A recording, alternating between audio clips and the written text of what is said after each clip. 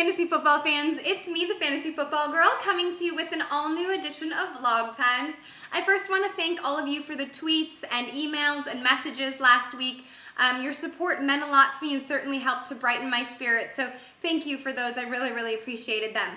Now, without further ado, let's jump right into bust, bombs, and bonuses. Week 8 was huge, and we have a lot to cover, starting with my bust for the week, Donald Brown of the Indianapolis Colts. Now, Joseph Addai has been out with that shoulder injury, and a lot of analysts were speculating as to whether it was Donald Brown or Mike Hart who would see the bulk of the carries. Both were going to get the start and did get the start Monday night against the Texans. Donald Brown was favored despite the fact that he had that nagging hamstring injury. So turns out Mike Hart was the stronger option. Brown ended up having 9 carries for 16 yards, 2 receptions for 13 yards, and no touchdowns. Mike Hart, on the other hand, had 12 carries for 84 yards, 3 receptions for 19 yards. He didn't score either, but certainly looked like the stronger, more dynamic back of the two. Interestingly enough, Brown was pulled out of the fourth quarter supposedly so that Javaris James could see some action. Not quite sure if that's true or if he did in fact re-injure that hamstring. Also, Mike Hart went out in the fourth quarter because of an ankle injury that he's getting an MRI on this week, leaving the rookie Javaris James. So it'll be interesting. Now, I don't think James is an immediate waiver wire pickup just yet. You might want to keep your eye on him, but I don't really feel like the run game in Indianapolis is what's going to get you the most points. So there you have it. Certainly Donald Brown being a bust over Mike Hart this week.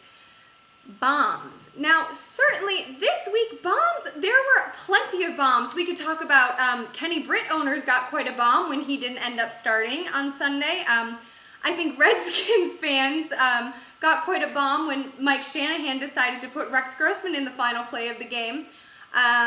So there was that. Donovan McNabb probably also got a bomb having been benched for that play. Regardless, I don't think anyone dropped as big of a bomb as Brad Childress in Minnesota putting Randy Moss on waivers less than a month since being traded by the Patriots. So wow, that definitely, without question, makes Randy Moss my bomb of the week. He only had 1 reception for 8 yards. He also got cut. Randy Moss owners now, I don't really feel like you gotta drop him. If you can trade him and get something of value for him because you've got some diehard Moss fan who really wanted to draft him, then go for it. Otherwise, I think you sit tight and see where he lands. I do not advise dropping him. Stash him away. I hope by this point in the season you have enough on your roster that you can plug someone else in if you need to.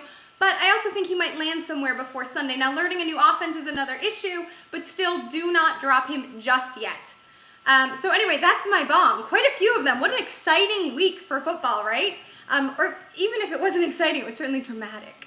All right, so my bonus, also high drama, David Garrard killing the Dallas secondary. Oh my goodness, he was near perfect with 17 of 21 completions for 260 receiving yards, 4 passing touchdowns, and then 1 touchdown that he ran in on short yardage. Holy cow, David Garrard, what a stud. Not sure if it was Jacksonville's offense being so stud-like, or really the Dallas secondary being so unstud-like. Either way, if you had Garrard and you played him, I want to know what crystal ball you're using, and wow. Number 2, Mike Thomas scored, Sims Walker scored, those owners did really well. Mercedes Lewis owners got 2 touchdowns and a ton of yardage. Definitely the Jacksonville Jaguars offense, David Garrard and 2 receivers and that tight end, certainly my bonus for this week. So there you guys have it. I'll be back with my midweek column, 1 for the money, 2 for the show, and 3 to let go, probably on Thursday morning. Thanks so much.